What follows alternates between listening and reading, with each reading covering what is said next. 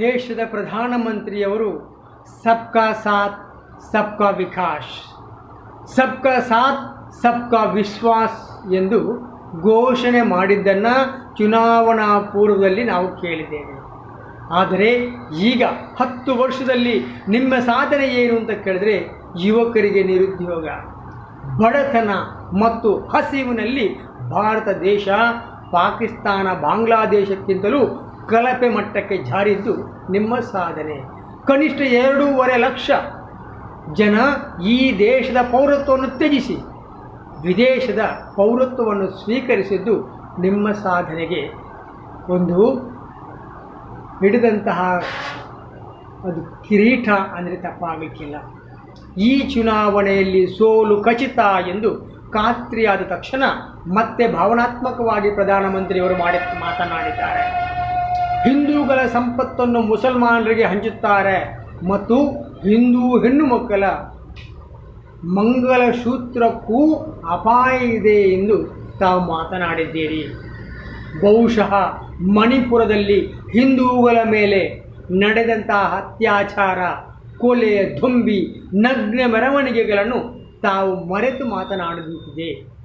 ಇದೇನಾ ಸಬ್ಕಾ ಸಾಥ್ ಸಬ್ಕಾ ವಿಶ್ವಾಸ್ ಎಂದು ಜನ ಪ್ರಶ್ನೆ ಮಾಡುತ್ತಿದ್ದಾರೆ.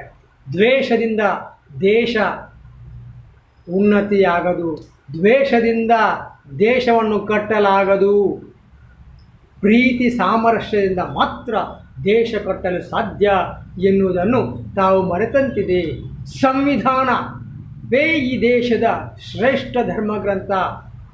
ಪ್ರಶ್ನಿಸುವಂಥದ್ದು ಪ್ರಜೆಗಳ ಹಕ್ಕು ಎನ್ನುವುದನ್ನು ತಾವು ಮರೆತು ದೇಶದ ಬೀಜವನ್ನು ಬಿತ್ತುವಂತಹ ಕೆಲಸಕ್ಕೆ ಕೈ ಹಾಕಿದ್ದು ಬಹುಶಃ ಈ ದೇಶದಲ್ಲಿ ಮುಂದೆ ಮತ್ತೆ BJP ಅಧಿಕಾರಕ್ಕೆ ಬಂದರೆ ವಿನಾಶ, ಸಬ್ಕಾ ಸಾಥ್ ಸಬ್ಕಾ ವಿನಾಶ್ ಆಗಲಿದೆ ಎನ್ನುವಂತಹ ಸೂಚನೆ ನೀಡಿದಂತಿದೆ ಪ್ರಧಾನಮಂತ್ರಿಗಳು. ಬಂಧು ಬಾಂಧವರೇ, ಯುವಕರ ಕೈಯಲ್ಲಿ ಪೆನ್ನು ಪುಸ್ತಕಗಳನ್ನು ಹಿಡಿಯುವಂತಾಗಲಿ, ಯುವಕರ ಕೈಯಲ್ಲಿ ಕತ್ತಿ ಚೂರಿಗಳಿಂದ ದೂರವಿರುವಂತಾಗಲಿ. ಚುನಾವಣೆಗಳು ಬಂದಾಗ ದ್ವೇಷಪೂರಿತ ಭಾಷಣಗಳು ಹಾಗೂ ಗಲಭೆ ಗೊಂದಲಗಳು ನಡೆಯುವುದು ಸಹಜ. ದಕ್ಷಿಣ ಕನ್ನಡ ಜಿಲ್ಲೆಗೆ ಓರ್ವ ಸಮರ್ಥ, ಹಸನ್ಮುಖಿ ಪದ್ಮರಾಜ್ ಆರ್ ಎಂಬಂಥ ಜನಸೇವಕನನ್ನು ನಾವು ದಕ್ಷಿಣ ಕನ್ನಡ ಜಿಲ್ಲೆಗೆ ಕಾಂಗ್ರೆಸ್ ಪಕ್ಷ ಕೊಡುಗೆಯಾಗಿ ಸಂಸತ್ತಿಗೆ ಅಭ್ಯರ್ಥಿಯನ್ನು ಘೋಷಣೆ ಮಾಡಿದೆ. ನಿಮ್ಮೆಲ್ಲರ ಆದ್ಯ ಕರ್ತವ್ಯ ಅಂತಹ ಗುರು ಬೆಳದಿಂಗಳು ಎಂಬಂತಹ ಸಂಸ್ಥೆಯನ್ನು ಕಟ್ಟಿ ಕೋವಿಡ್ ಸಂದರ್ಭದಲ್ಲಿ ಸಾವಿರಾರು ಜನರಿಗೆ ಅನ್ನದಾನವನ್ನು ಮಾಡಿದಂಥ ಆ ಅಣ್ಣರಾಮಯ್ಯನನ್ನು ಮತ್ತೆ ಪಾರ್ಲಿಮೆಂಟಿಗೆ ಕಳಿಸಿದಲ್ಲಿ ಮುಂದಿನ ದಿನಗಳು ಭವಿಷ್ಯ ದಕ್ಷಿಣ ಕನ್ನಡ ಜಿಲ್ಲೆಯಲ್ಲಿ ಸಾಮರಸ್ಯ ಮತ್ತೆ ಮೆರೆದು ಅಭಿವೃದ್ಧಿಯ ಪತಾಕೆಯನ್ನು ಪದ್ಮರಾಜ್ ಆರ್ರವರು ಹಾರಿಸಲಿದ್ದಾರೆ ಎನ್ನುವುದೇ ನನ್ನ ಮನದಾಳ ಮಾತು. ಆ ನಿಟ್ಟಿನಲ್ಲಿ ನಾಳೆದ್ದು ಚುನಾವಣೆಯಲ್ಲಿ ನಿಮ್ಮ ಅಮೂಲ್ಯವಾದಂಥ ಮತವನ್ನು ನೀಡಿ ಅವರನ್ನು ಪ್ರಚಂಡ ಬಹುಮತದಿಂದ ಗೆಲ್ಲಿಸಿ ಎನ್ನುವುದೇ ನನ್ನ ಮನದಾಳದ ಮಾತು.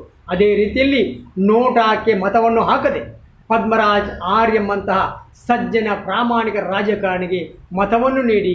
ಜೈ ಹಿಂದ್, ಜೈ ಶ್ರೀರಾಮ್.